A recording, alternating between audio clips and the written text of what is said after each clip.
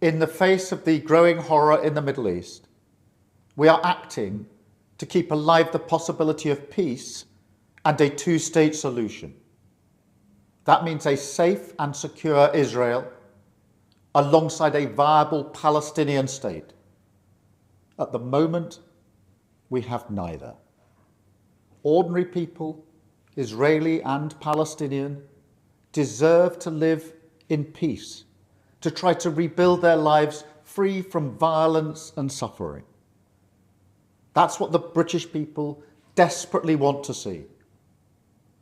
Yet, almost 2 years after the barbaric attacks of October the 7th, hostages are still held by the terrorists of Hamas. Recent images show the hostages suffering and emaciated. Hamas even refuse to release all the bodies of the dead. I have met British families of the hostages.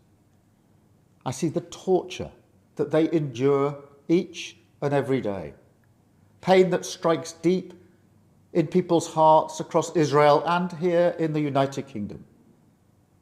The hostages must be released immediately, and we will keep fighting to bring them home. Let's be frank. Hamas is a brutal terror organization. Our call for a genuine two-state solution is the exact opposite of their hateful vision. So we are clear. This solution is not a reward for Hamas because it means Hamas can have no future, no role in government, no role in security. We have already prescribed and sanctioned Hamas, and we will go further. I have directed work to sanction other Hamas figures in the coming weeks. Meanwhile, the man-made humanitarian crisis in Gaza reaches new depths. The Israeli government's relentless and increasing bombardment of Gaza, the offensive of recent weeks, the starvation and devastation are utterly intolerable. Tens of thousands have been killed, including thousands as they tried to collect food and water. This death and destruction horrifies all of us. It must end. We have evacuated the first group of sick and injured children to the United Kingdom to be treated by the NHS, and we continue to increase our humanitarian support. But still, nowhere near enough aid is getting through. We call again on the Israeli government to lift the unacceptable restrictions at the border, stop these cruel tactics, and let the aid surge in.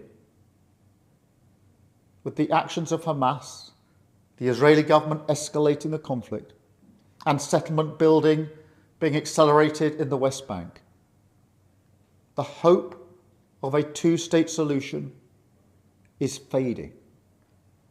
But we cannot let that light go out.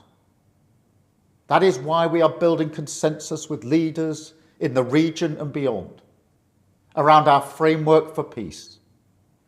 This is a practical plan to bring people together behind a common vision and a series of steps, including the reform of the Palestinian Authority, that takes us from a ceasefire in Gaza to negotiations on a two-state solution.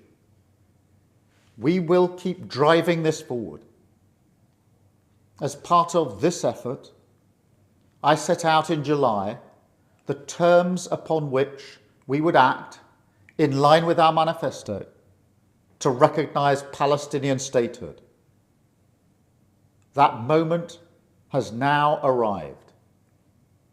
So today, to revive the hope of peace and a two-state solution, I state clearly, as Prime Minister of this great country, that the United Kingdom formally recognises the State of Palestine.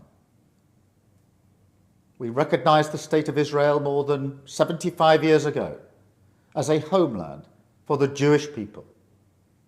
Today, we join over 150 countries who recognise a Palestinian state also. A pledge to the Palestinian and Israeli people that there can be a better future. I know the strength of feeling that this conflict provokes. We have seen it on our streets, in our schools, in conversations we've had with friends and family. It has created division. Some have used it to stoke hatred and fear, but that solves nothing. Not only must we reject hate, we must redouble our efforts to combat hatred in all its forms. We must channel our efforts, united together in hope, behind the peaceful future that we want to see. The release of the hostages, an end to the violence, an end to the suffering, and a shift back towards a two-state solution as the best hope for peace and security for all sides.